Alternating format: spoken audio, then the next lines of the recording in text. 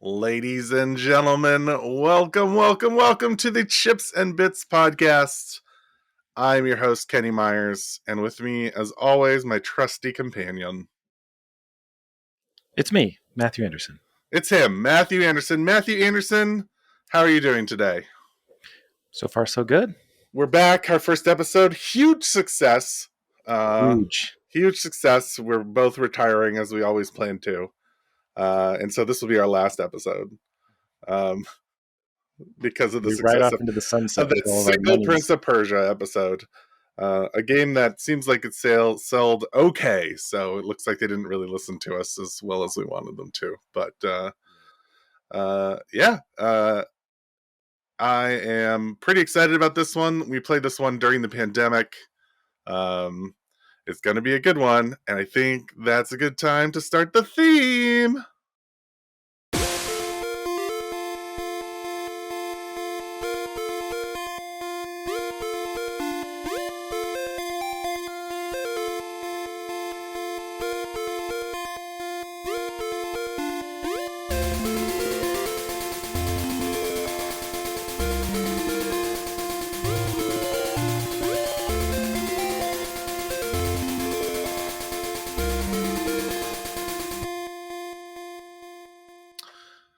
The topic of today is Inscryption. Inscryption is a 2021 game. Wow, I didn't do any work on this whatsoever. Okay, it's just an intro. It's 2020 game Inscryption. It's an indie game released on Steam. The caveat of this game is that we all played it and then said, you must play this game. We're not going to tell you anything about it. Yes. So I will say, and I think it goes without saying, Matt, you agree too. If you ever don't want to be spoiled on, like if there's ever a game that you shouldn't be spoiled on, it should be this game. And I'm giving you this moment now to stop this podcast and just go and play it. 100% agree. We are a spoiler filled podcast, and typically we don't care one way or another if we spoil something, even if it's a brand new game. But this one, wholeheartedly agree. You're going to find out that it's such an interesting / weird game that as we talk about it, you're going to be like, what? But some of the stuff, it'll change your experience, I think, if you don't experience it your own way the first time through. Even telling you that is a bit of a spoiler, yeah. I feel. Yeah. But yeah, I would say I would jump ahead and say we both recommend this. Like, is that a fair assessment? Oh yeah. Yeah. Okay. Like if you want to just skip the podcast now anyway. Yeah. This will be a mutually recommended game. And so if you like our reviews and tend to play games for whatever reason based on our opinions, which you really shouldn't. But if you do, this will be one we're going to tell you to play. And we'll tell you why. But ideally listen to that after you played it yourself. So Inscryption I would describe as... I like that you're starting with the description of this game. That's fair. It's very difficult to describe. It's a card game. It's a card game, like Slay the Spire style card game, and well, you're gonna have to turn off those Apple fucking motions, my friend. Sorry, I don't know why that's happening. That keeps it. No, it's a setting. They enabled this thing, and yeah. Is it a Mac OS setting? For our podcast listeners, there's a Mac OS setting they turned on that will, like, if you make the right hand gestures, it'll actually like pop up a bubble that says thumbs up or something like that. That was only for FaceTime calls. No, it is like everything. It is just for video. It's all the same driver, I think. I don't know. I'm not a doctor. I didn't work on Apple stuff. Anyway, let's talk about Inscryption. Inscryption is a card game. And it was built in Unity. It was built by one person with the help of many artists and a lot of like Unity asset store assets, which I found really interesting. And it's based on what at first they call it a horror card game, but Yeah, it's also a horror game. Yeah. Um, it has it defies description in a lot of ways, but at least for the first part, you're in this log cabin with this very creepy pair of eyes. And you begin by playing this incredibly put together, like, card table that's sort of like a branching paths kind of thing, 2D, where you move your character along, and each spot unlocks different sections, similar to like a Slay the Spire. Or Um, just any like traditional like old school map based game where you move to different points on the map and each map is an encounter, and these encounters are card game battles. right, and it's like a deck builder in that you start building your deck from those spaces. And then all of a sudden you get into matches with this guy and you see this like carved face appear, and then there's all these And different it's creepy as fuck. it's creepy as hell. um and as you move like further down the map, you also start noticing like this character you're playing against, he has masks that he puts on that are all that work both upside down and different ways for different characters that he's playing. Like each stop is a different character, and you slowly start building this deck. You usually end up dying, and then you restart the whole thing over again, just like a roguelike would be. Right, because it's a roguelike, Yeah. but it's also an RPG. Yeah. And so also, But really, it's an exploration game. in between the card game that you're playing, you can actually get up from the table and explore around and unlock cards and things, Well, solving you forgot the part puzzles. where the cards talk to you, Kenny. I was getting there.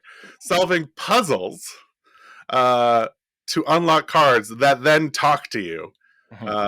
About the creepy guy you're playing About against. the creepy guy you're playing against, and whose eventual goal for you is to use his camera to essentially sabotage him and capture a camera that he takes a picture of you When you die, yeah. when you die, to make your Which you death will, card.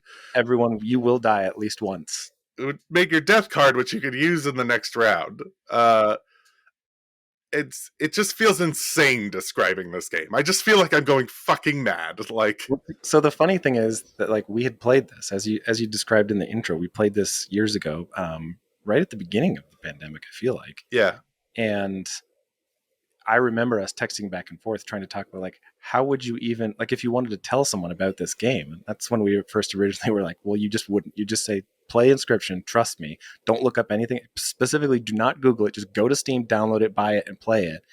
And so even though it defies description, I went and replayed it recently so we could podcast about it because I wanted it to be fresh. And even though I knew what it was and what was coming, I, I still was just like, what is this game? Like, what is this? It was like experiencing it all over again and forgetting tiny things and like watching a great movie where you remember, the world, the characters, and some of the lines, but you missed a bunch of stuff in your memory. And then you watch it the second time, you're like, oh my God, this is amazing. did you play it all the way through again? No, I played it to like 3/4 of the way through Act 2. Got it. So, speaking of acts, this game is then divided into acts, which you don't know. It doesn't feel like it. Because really, it's a play. So you take this picture of this guy, and that's the end of Act 1. And then it unlocks a whole meta narrative about this game called Inscryption that this game developers made and were found somewhere. And then you end And up, goes full like fourth wall. It's like real video recordings of a person in real life, but fake life. But it's like real video. Then you're out of the video game, yeah. And then watching someone describe finding this old video game in the woods, like Blair Witch style. you install the real game Inscryption, Right. which is like a pixel. It's a 4 world pixel game with four boss areas, of which all of them were the last guy you did, and the cards that were talking to you in the previous act. Uh, the interesting part about Act 2, and there is an Act 3 as well. Essentially, there's a computer system, like an AI, that eventually starts to take over and is trying to get Inscryption uploaded to the world. Like, is what it ends up being. And so the third act is then the computer guy's card game, which is very similar to the first act, but just like the card game is a little different. Yeah, yeah. And the card game changes quite a bit in the mini world too. And you learn about like different types of animals and stuff like that. Like it follows the theme of the four lords or whatever. Um, it is insane. It's the weirdest game I've ever played. It is definitely maybe the weirdest game I've ever played. Yeah, to the level of when you like, as Kenny was describing earlier, you'll immediately sense the immense amount of like craft and talent that must have been required to do a game of this scope, relatively, with on your own / small team. But then to think of like um, the level of like forward thought, it's almost like by the time you experience the end of this game, it's like one of those really good Christopher Nolan films where it's like the idea must have been there, but then in order to mask the idea, you have to reverse engineer so many steps backwards to what would be the original hook of this game, and then somehow come up with some way to weave that all together so that it still makes sense in the end, even though it's like 12 completely different games rolled into 3 acts upside down and left and right. It's just kind of like mind-boggling to me. Yeah, and also like Christopher Nolan movies, there's one female character, and then it's paper thin. Uh, it is, what's interesting about this game, and I recall is Act 1 is, I think, the most fun to play. Like, I remember Act 1 just being like a really fun game. I'm wondering if you had getting to Act 2 had changed that, and Act 2 felt a little more tedious, but it became the novelty of what was happening became more interesting, I think, in Act 2 and Act 3, and like figuring out what was happening than the actual gameplay, uh, which I think the card game kind of actually diminished in fun uh, in the second and third act, because the first act, like the card game, is very fun. So much though that they developed a DLC, which I haven't played yet. That's like like literally like just Act 1 on repeat. Um, but that's another thing I remember is I remember being glad to be like done at the end of it, because it felt like Act 2 and Act 3 were like I was just trying to figure out what was happening more so than enjoying all the modifications they made to the card game itself.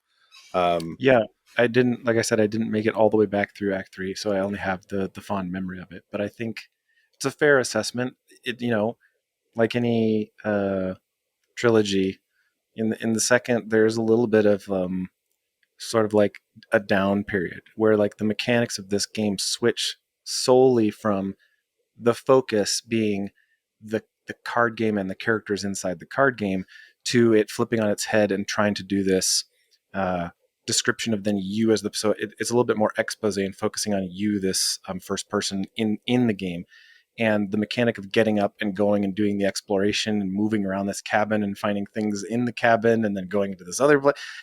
It's more about that, and that kind of like, and you do sort of feel this thing of like, I kind of just want to get back to playing cards. you know yeah, but from what I remember of the third act, I really liked, one of the things that does switch up, as well as the mechanics, the energy systems and how you play the things in the third act.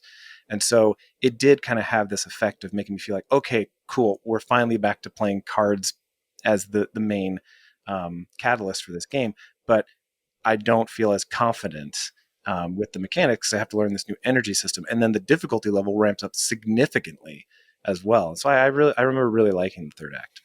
yeah, and I mean the third act was more of that exploration too, and that was kind of, I mean, the card game.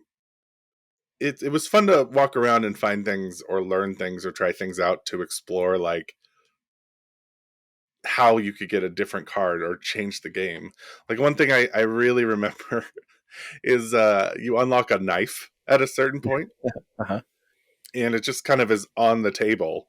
Uh, and you don't really like, you Like, can reach why do over I have and, this knife? yeah, and touch it.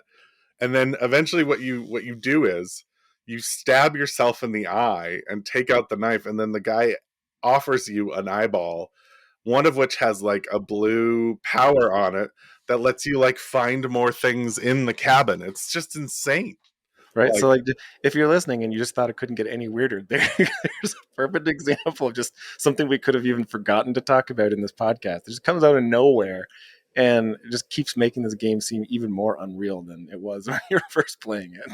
the art style is, I don't even know how would you describe it? It's like retro 3D, but not. It like it has like a lot of like dithering Yeah, on on it's a happy like mixed medium of sort of like not polished but well developed 3D, and then the mainly 2D mechanics of the card game are sort of like this hybrid, um, not quite pixel art, but definitely kind of muted aesthetics down to like it's a little bit more pixelated and retro and shaggy. throwback feel. Yeah, yeah, exactly. It's funny because the cards themselves are actually like, I think, nice full res, Yeah, aren't they? They're like, it's just the card characters themselves. yeah.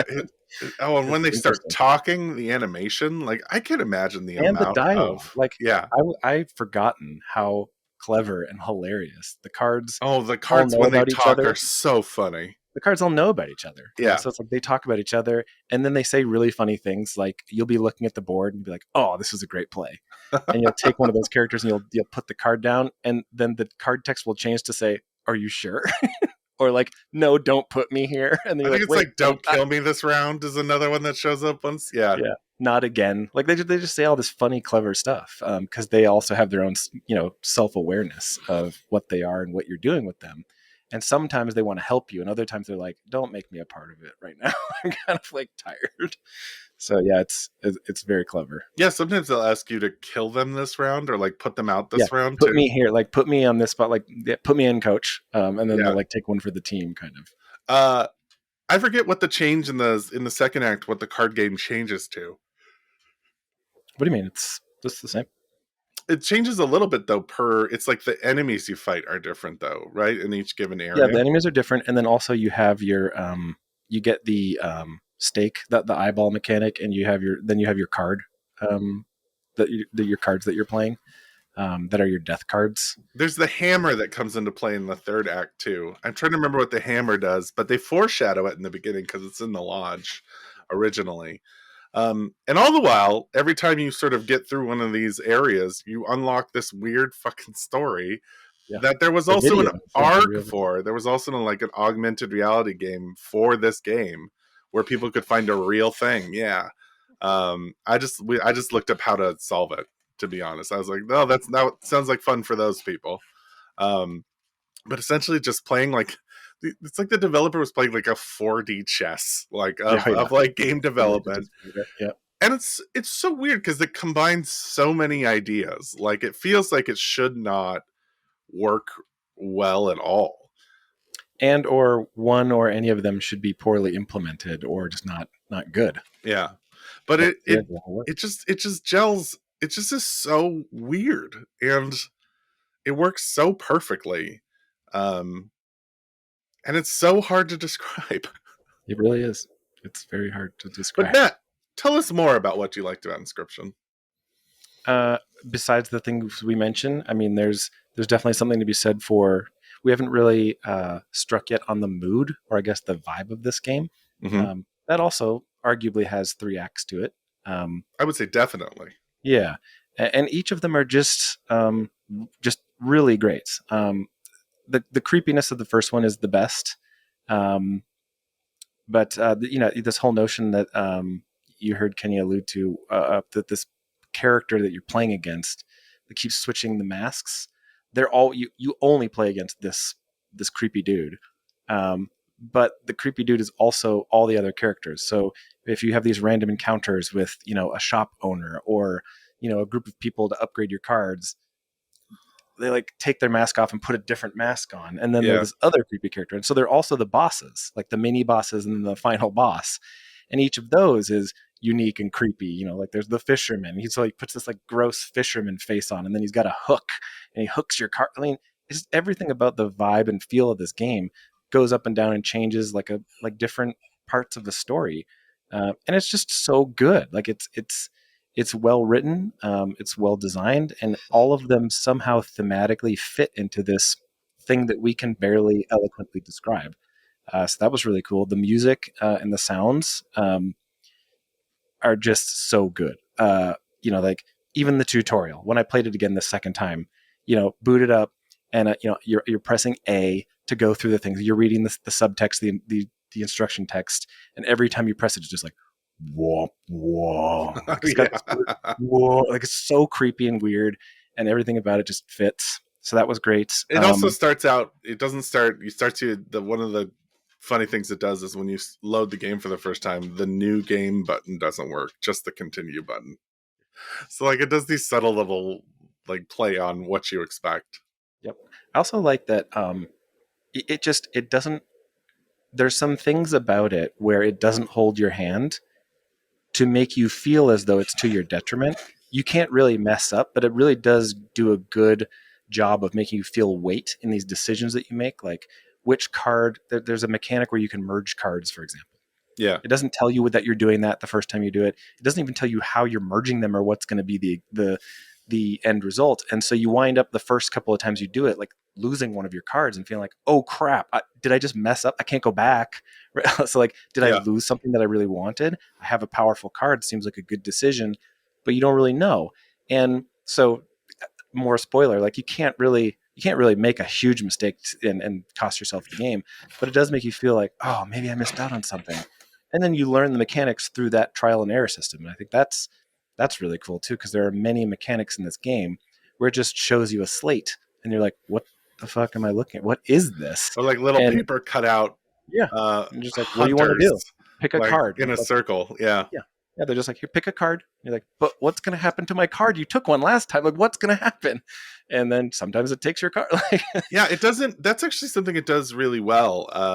It doesn't explain mechanisms to you, but it no, gives not them at to all. you right away, and then you start figuring it out. And like it doesn't feel tedious. It feels like because of just because I guess the lightweightness of like the decision, like the consequences are never too dire. Correct. Yeah. Mhm. That you're right. I love that. You just kind of try things out to see what happens. You stick a knife in your eye, or Yeah. put a What does this horse, do? Mhm. put a rabbit head on a weird symbol, and you figure out what that symbol means. Oh yeah. There is like it will tell you what different like status effects will do because cards have statuses, Yeah. You but can read about. yeah, and then it'll like change the game up mischievously, like it takes away one of your lives when you do boss fights and stuff like that. It's By and blowing out a candle. Yeah, Like, and then they add a bone mechanism where it's like teeth. yep. Yeah. The uh teeth. yeah, and you could That's you you can could take get your own teeth pliers and out take your own teeth out.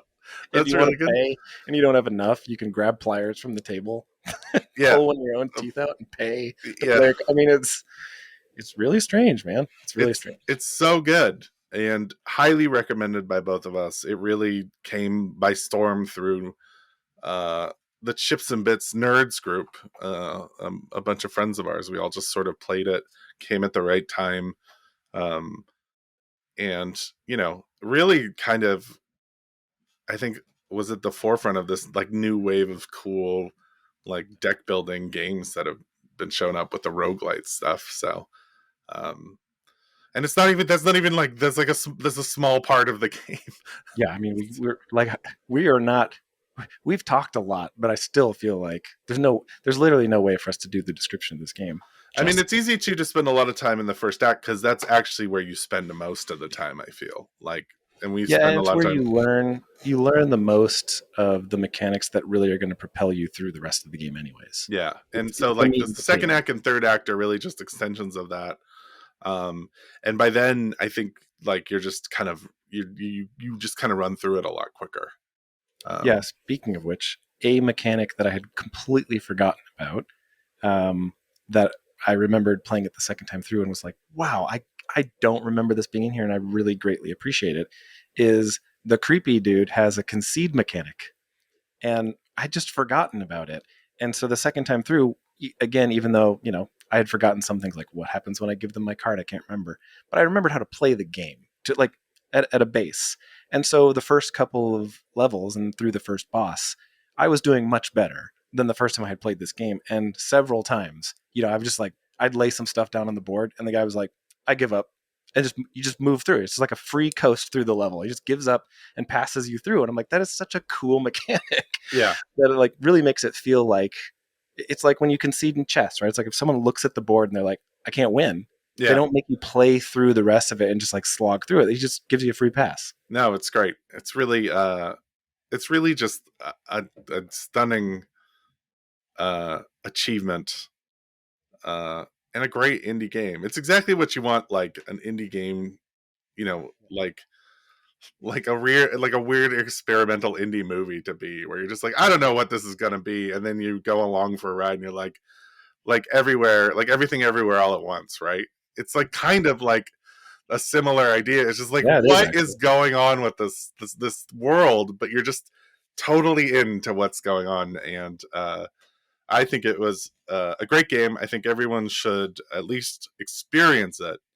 And it's probably pretty cheap these days. You can get it in a Steam sale, and I think it's worth just giving that developer $5 if it's even if you don't like it. Give me $20, man. Yeah, because it's really fun, and even playing it again after all the mysteries were revealed was still so fun. It's just so good.